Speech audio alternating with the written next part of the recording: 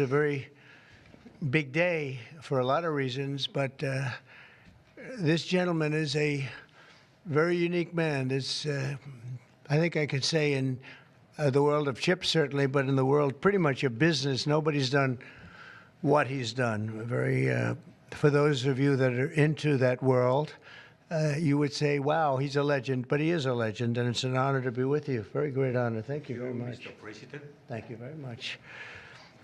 Welcoming from TSMC, which is the biggest there is at a level that you can't even calculate, frankly.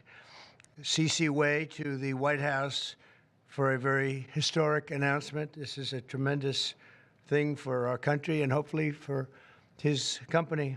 We're also pleased to be joined by Commerce Secretary Howard Lutnick and White House AI and SIP, the crypto czar David Sachs, another two very highly respected people.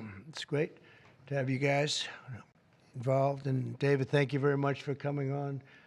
David is sort of the king of intellect in that world. We have some good people. Today, Taiwan Semiconductor is announcing that they will be investing at least $100 billion in new capital in the United States over the next short period of time to build state-of-the-art semiconductor manufacturing facilities. I think mostly it's going to be in Arizona, which is what I understand, which is a great state. I like it because I won it, but I won most of them, actually. But we won it, and we won it big. The most powerful AI chips in the world will be made right here in America, and it'll be a big percentage of the chips made by his company. But as you know, they're based mostly in Taiwan, and they're far and away the biggest. There's nobody even close. This $100 billion in new investment will go into building 5 cutting-edge fabrication facilities in the great state that we just discussed, Arizona, and will create thousands of jobs, many thousands of jobs, and they're high-paying jobs. In total, today's announcement brings Taiwan Semiconductor investments to about $165 billion they've started already.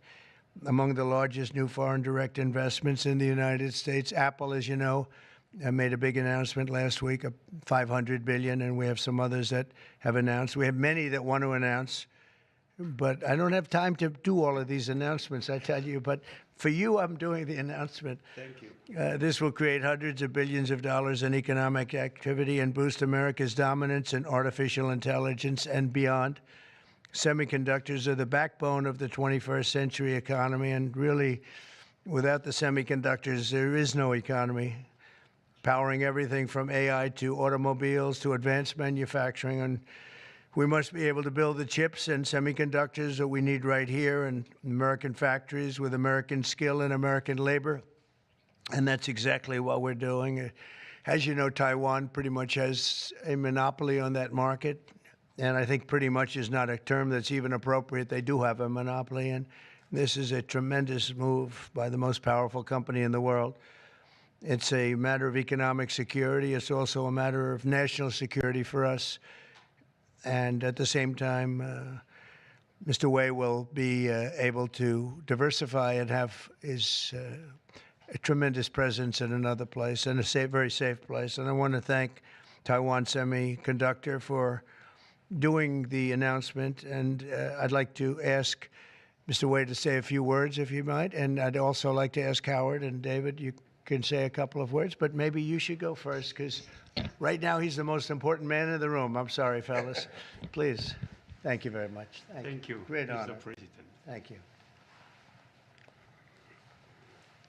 I'm a little bit nervous, so I have to pull out my piece of paper. Mr. President, Secretary Lutnick, and David, I didn't know that your title, but okay. First, I want to say thank you to Mr. President to give me this opportunity to announce our big project in the U.S. TSMC is the world's largest chip manufacturing, funded by Dr. Morris Chang in 1987. is now at the forefront of semiconductor technology, supporting AI advancement and industry growth. In fact, I would like to wind back the time that in 2020, we have to thank President Trump's vision and his support. So TSMC start the journey of establishing the advanced chip manufacturing in Arizona. And now, let me proudly say, now the vision become reality. In Phoenix, Arizona, with 3,000 employees, we are producing the most advanced chip made on US soil. With the success of our first fab, so we are now very happy to announce we are going to invest additional 100 billion US dollar in addition to our current 65 billion US dollars investment in Arizona. We are going to build 3 more new fabs after we promised 3 fabs already, and another 2 very advanced packaging fab, and most important, R&D center also in Arizona. For this, all the investment, 165 billion, is going to create thousands of high-paid jobs, as the president just announced. And we are, most important, actually, we are going to produce many AI chips. We are going to produce many chips to support the AI progress and to support the smartphones progress. And again, with that, I want to thank President Trump again for his support. In addition, I also want to thank my customers in the US, such as Apple, NVIDIA, AMD, Qualcomm, Broadcom. They all support TSMC's manufacturing in the US.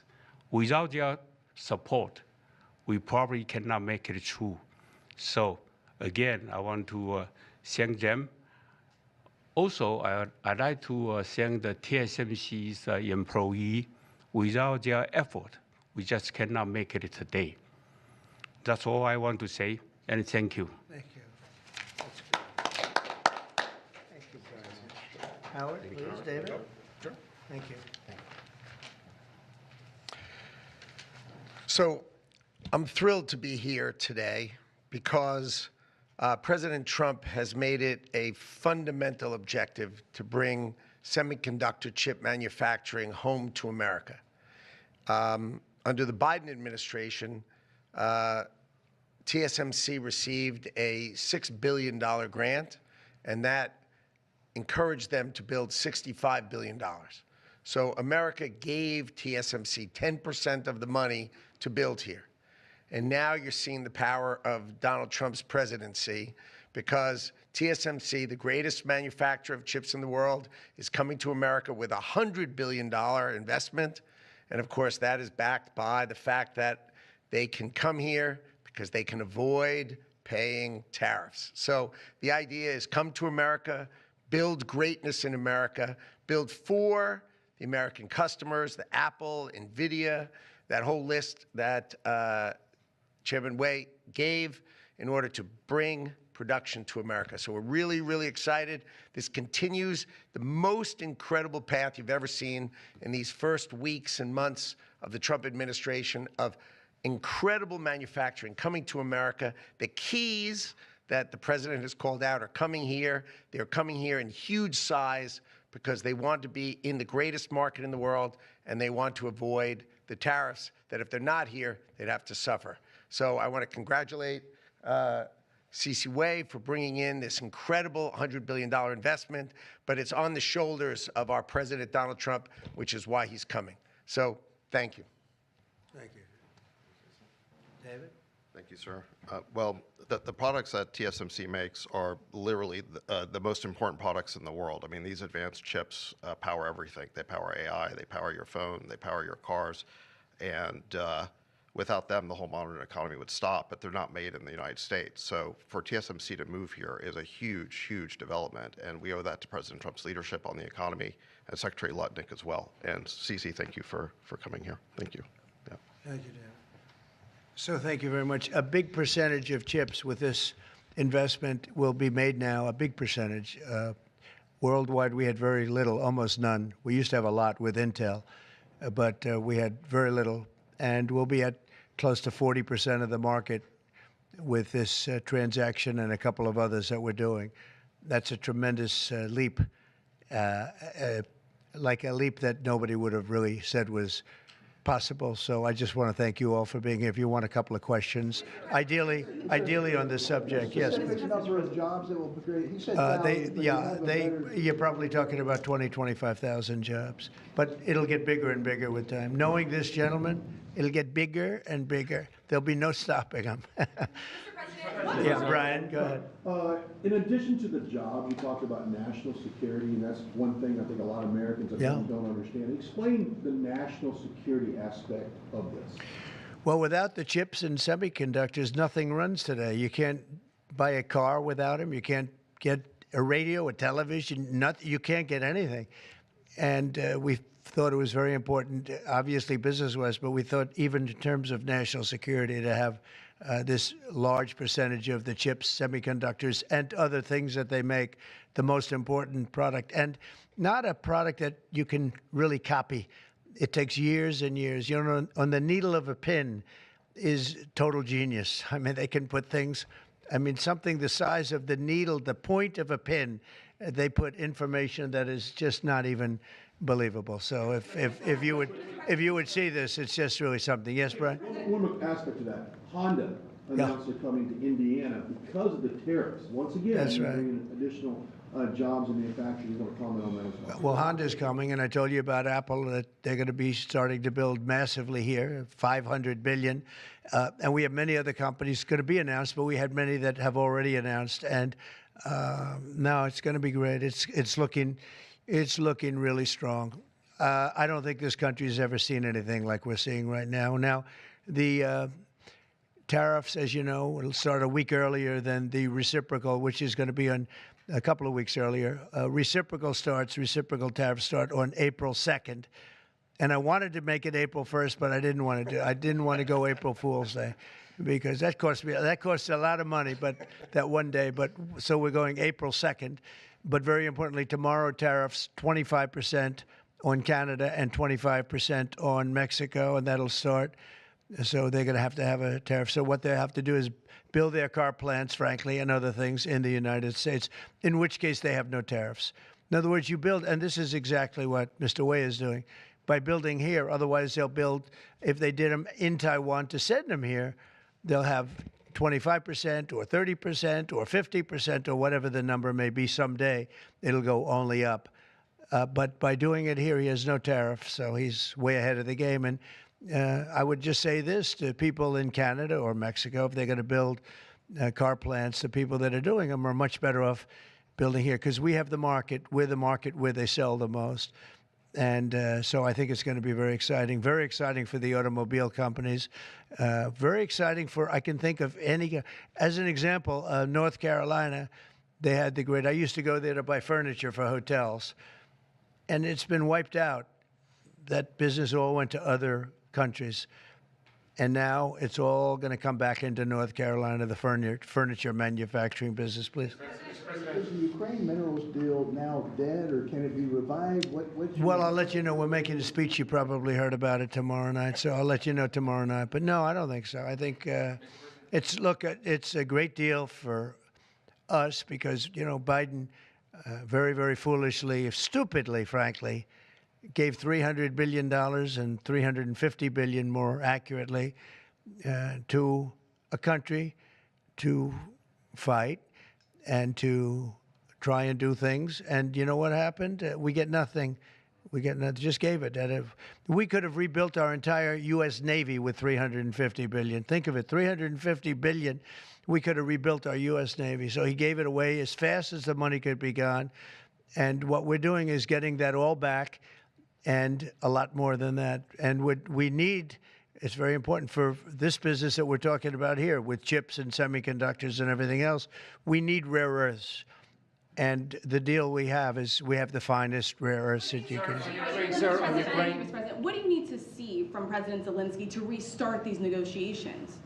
Well, I just think he should be more appreciative because this country has stuck with them through thick and thin. We've given them much more than Europe, and Europe should have given more than us because, as you know, that's right there. That's the border. This country really was like the fence on the border. It was very important to Europe, and I'm not knocking Europe. I'm saying that they were a lot smarter than Joe Biden because Joe Biden didn't have a clue. He just gave money hand over fist, and they should have been able to equalize with us. In other words, if we gave $1, they should have given. Well, we gave $350 billion. They probably gave $100, but on top of it all, they get their money back because they're doing it in the form of a loan, and it's a secured loan. So when I saw that, which I've known about for a little while, I said it's time for us to be smart. At the same time, it's great for them because they get us in the country taking the rare earth, which is going to fuel this big engine, and especially the engine that we've in a very short time created, and we get something, and we're there. We have a presence there. With all of that being said, I want one thing to happen. I want all of those young people to stop being killed. They're being killed by the thousands every single week. Last week, 2,700 were killed. 2,700 young, in this case, just about all young boys from Ukraine and from Russia. And that's not young people from the United States, but it's on a human basis. I want to see it stop. The money is one thing, but the death. And they're losing thousands of soldiers a week.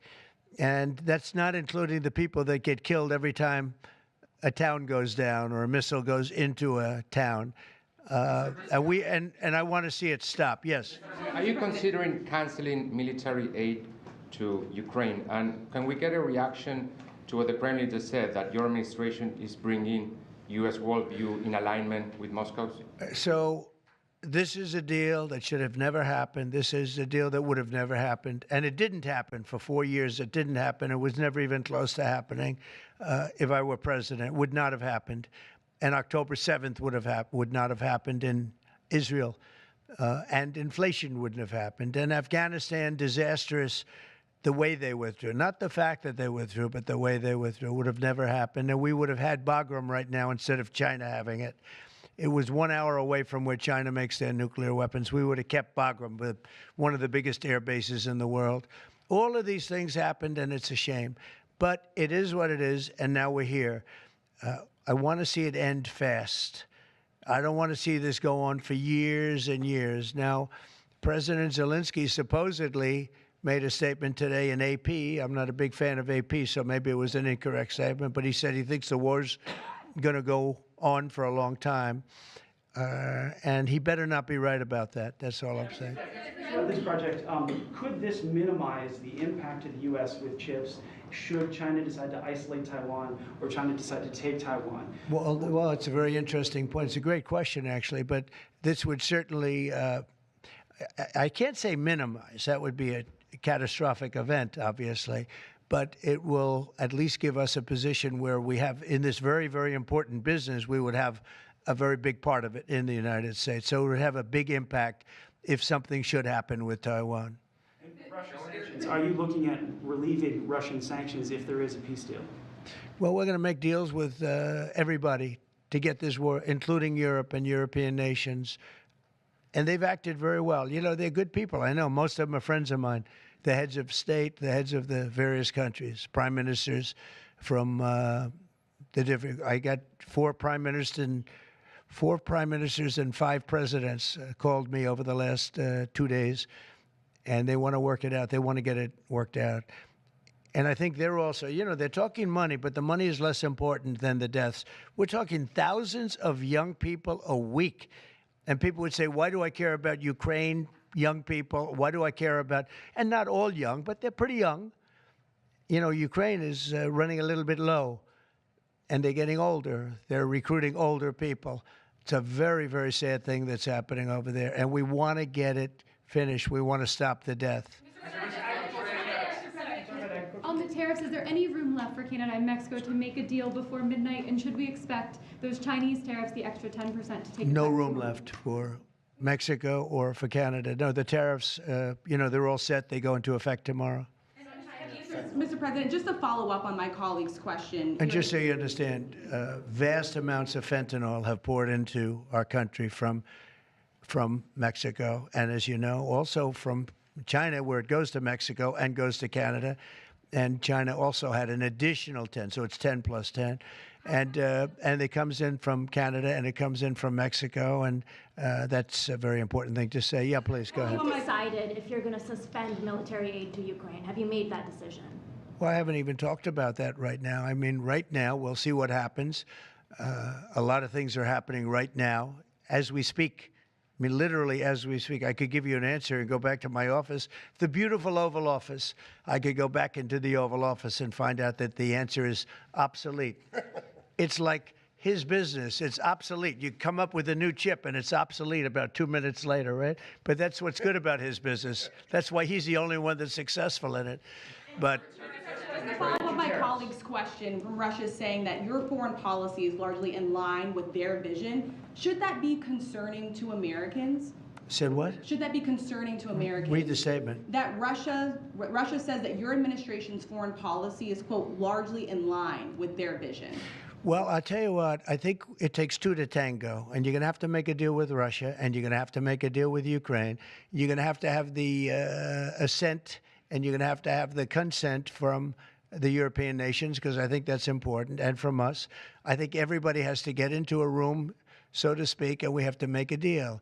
And the deal can be made very fast. It should not be that hard a deal to make. It can be made very fast. Now, maybe somebody doesn't want to make a deal. And if somebody doesn't want to make a deal, I think that person won't be around very long. That person will not be listened to very long, because I believe that Russia wants to make a deal. I believe certainly the people of Ukraine want to make a deal. They've suffered more than anybody else. We talk about suffering. They've suffered. But if you think about it, under President Bush, they got Georgia, right? Russia got Georgia. Under President Obama, they got a nice big submarine base, a nice big chunk of land where they have their submarines. You know that, right? Crimea. Under President Trump, they got nothing. And under President Biden, they tried to get the whole thing. They tried to get the whole big Ukraine, the whole thing. If I didn't get in here, they would have gotten the whole thing. So I can only say, you can go back to Bush, you can go back to Obama, and go back to Biden. They took a lot. The only one they didn't get, you know what I gave them? I gave them anti-tank missiles. That's what I gave them. I gave them sanctions on Russia.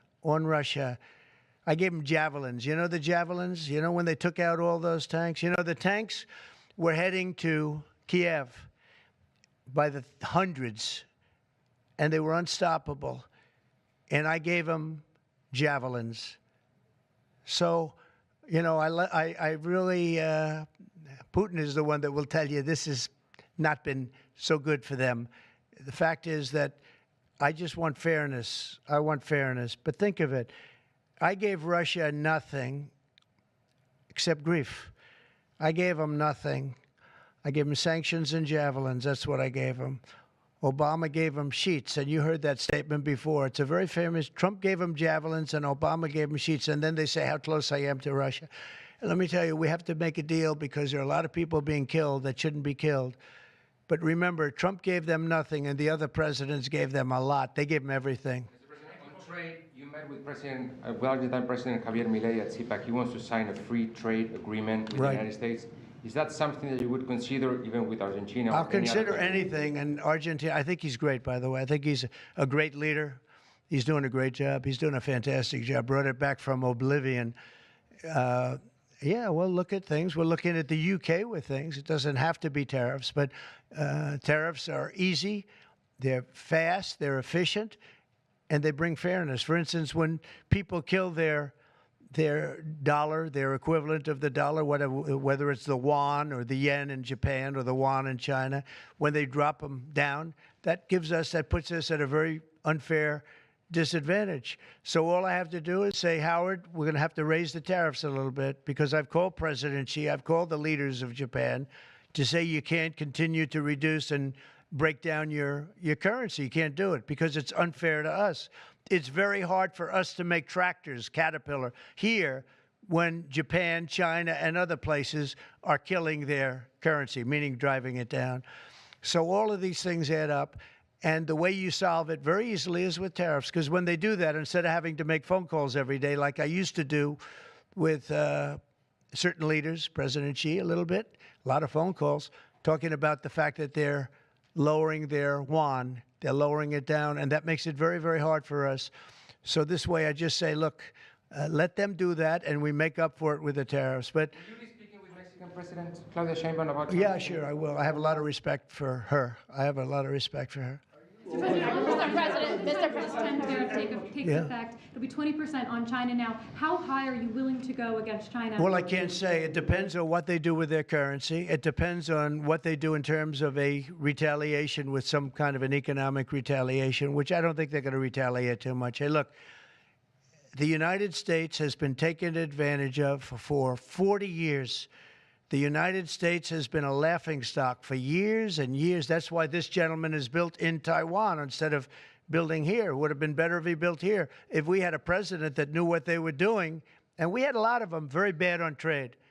Look, I'm a huge fan of Ronald Reagan, but he was bad on trade, very bad on trade. He allowed a lot of people, a lot of businesses to be taken. So I say that with due respect, because he was so great on other things, but he was bad on trade. We are setting records right now, records like nobody has ever seen before. When you have companies like this coming in, and almost 40% of their company in one signature is going to be devoted to what he does, which is one of the most important businesses in the world. That's an unbelievable thing. When Apple now is going to start building all of their plants here, all because of what we've done in terms of, it's not because he likes me or they like me. They don't probably like me at all. I don't know. I think he likes me a little bit at least. But you know what? It's the incentive we created, or the negative incentive. I mean, it's going to be very costly for people to take advantage of this country. They can't come in and steal our money and steal our jobs and take our factories and take our businesses and expect not to be punished. And they're being punished by tariffs. It's a very powerful weapon that politicians haven't used because they were either dishonest, stupid, or paid off in some other form. And now we're using them. Say it. Have you spoken with President Xi about this? I don't want to tell you that. Thank you very much, everybody. Thank you. Thank you very much. Running for New York City mayor. Will people who don't respond to the emails be fired?